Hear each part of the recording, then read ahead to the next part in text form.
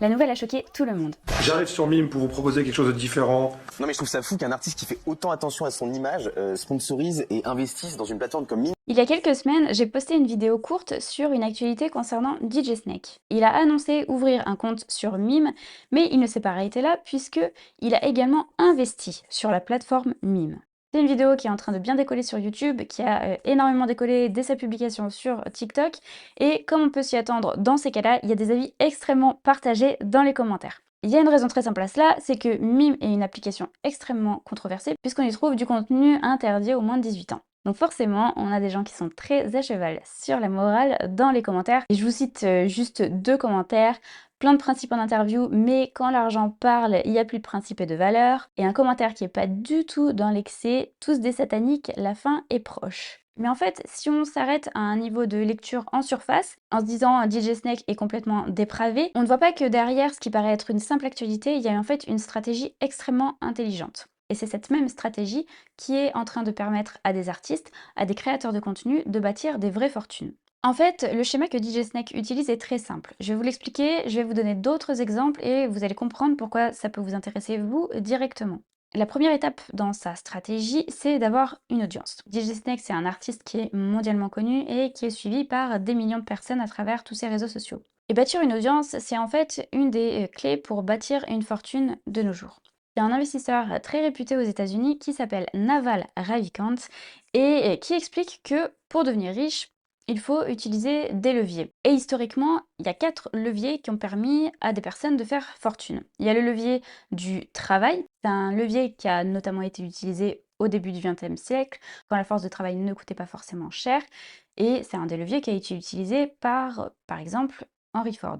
Vous avez aussi le levier financier, par exemple, Warren Buffett a investi l'argent d'autres investisseurs. Vous avez aussi des gens comme Bernard Arnault qui a fait levier sur la petite fortune familiale et qui ensuite a fait levier sur de l'emprunt. Puis historiquement, on a eu le levier du code avec les entreprises de la tech et c'est grâce au levier du code que les fortunes de la tech se sont construites, notamment Steve Jobs, Bill Gates avec Microsoft et même Elon Musk, notamment avec l'aventure PayPal. Et aujourd'hui, on a un 4e levier qui est disponible, c'est le levier du média, c'est le levier de l'audience. Quelqu'un qui a un compte Instagram, qui a un compte TikTok, une chaîne YouTube n'a pas besoin d'argent, n'a pas besoin de levier financier pour toucher des centaines, des milliers, des millions de personnes. Et on n'a pas besoin non plus de connaissances techniques. Et c'est là toute la puissance de ce levier, puisque contrairement à ce qui se passait avant historiquement, on n'a pas besoin d'avoir à embaucher des personnes, on n'a pas besoin d'avoir à convaincre des personnes de travailler pour nous, on n'a pas besoin de convaincre des personnes de nous prêter de l'argent. C'est un levier qu'on exerce, comme le dit Naval Ravikant, sans permission.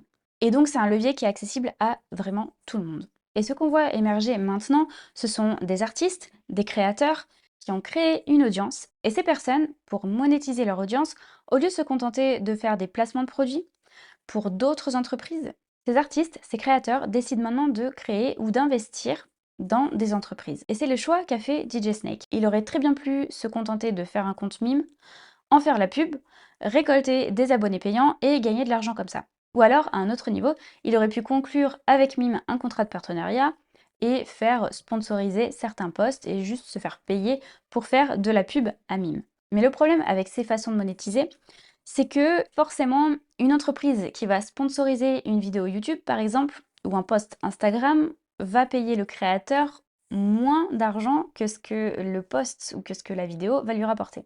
Et donc, la seule façon pour un créateur de récolter toute la valeur qu'il produit, c'est de posséder en tout ou partie l'entreprise dont il fait la promotion. Donc la solution, c'est soit de créer sa propre entreprise, ou soit, si on n'a pas envie, si on n'a pas le temps, d'investir dans des entreprises déjà existantes. DJ Snake, lui, il a décidé d'investir dans une entreprise déjà existante qui s'appelle Mime, qui est déjà gérée, qui n'a pas besoin de lui pour tourner. Et voilà certainement ce qu'il a en tête.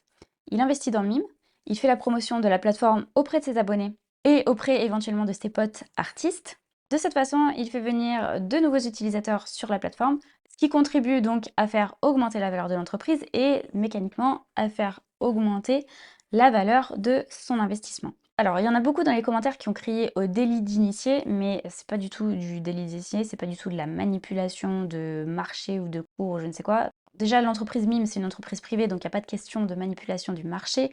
Et c'est pas un cas de délit d'initié, il suffit juste de regarder sur Google la définition de délit d'initié, ça ne correspond pas du tout à ça et il n'y a pas de raison pour lesquelles un actionnaire d'une société privée n'aurait pas le droit de faire la pub pour les produits et services offerts par l'entreprise dont il est actionnaire. Donc je ferme la parenthèse sur ce sujet du délit d'initié, il n'y a pas de délit d'initié, ne criez pas au scandale dans les commentaires s'il vous plaît. Alors, l'avantage de la stratégie de DJ Snake de non pas créer une entreprise de zéro, mais d'investir dans une entreprise qui existe déjà et qui surtout tourne sans lui, c'est que cette stratégie, elle est scalable. C'est-à-dire qu'il peut potentiellement investir dans des dizaines d'entreprises chaque année. Ça va pas forcément lui prendre plus de temps. Et il peut essayer, grâce à son influence, de les faire croître. D'ailleurs, cette stratégie-là, c'est certainement exactement ce que Kim Kardashian a en tête en se lançant dans l'investissement dans des entreprises privées, en se lançant dans le private equity. Elle a annoncé qu'elle va investir donc dans des entreprises privées qui,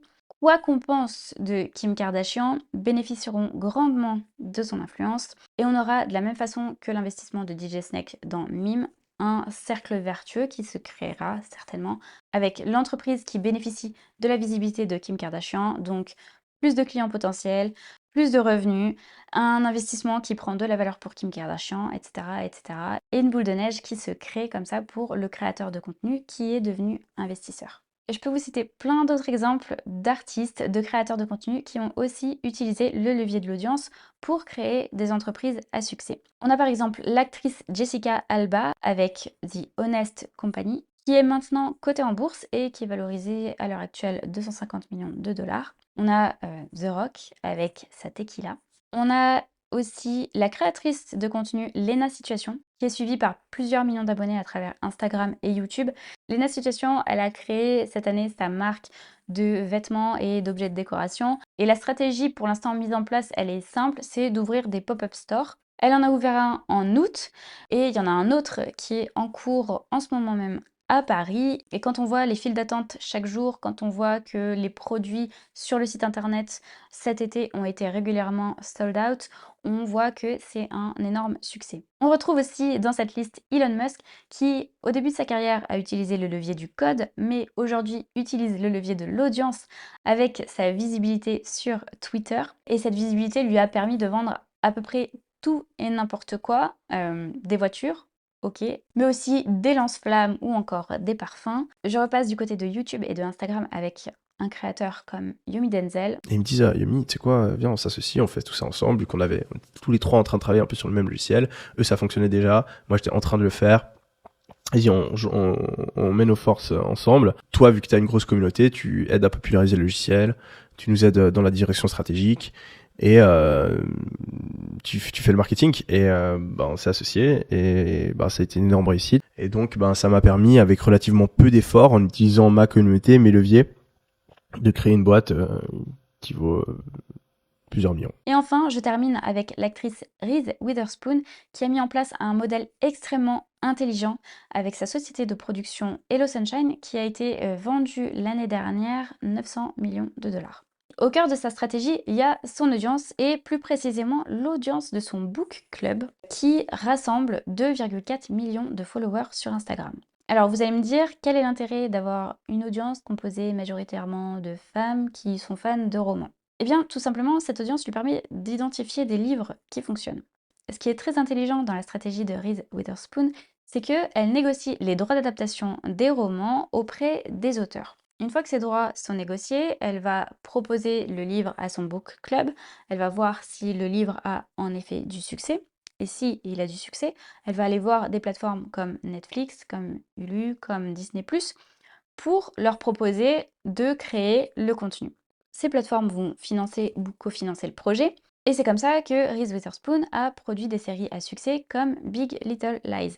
Elle a sorti de multiples séries à succès, évidemment ça cartonne, et on le savait, car elle savait de sources sûres que les romans plaisaient. D'ailleurs, les chiffres montrent que les contenus produits par Hello Sunshine produisent plus d'engagement et surtout attirent sur les plateformes de streaming plus de nouveaux abonnés que d'autres contenus produits par d'autres sociétés de production. Et ça, c'est dû à une utilisation extrêmement intelligente de l'audience du book club.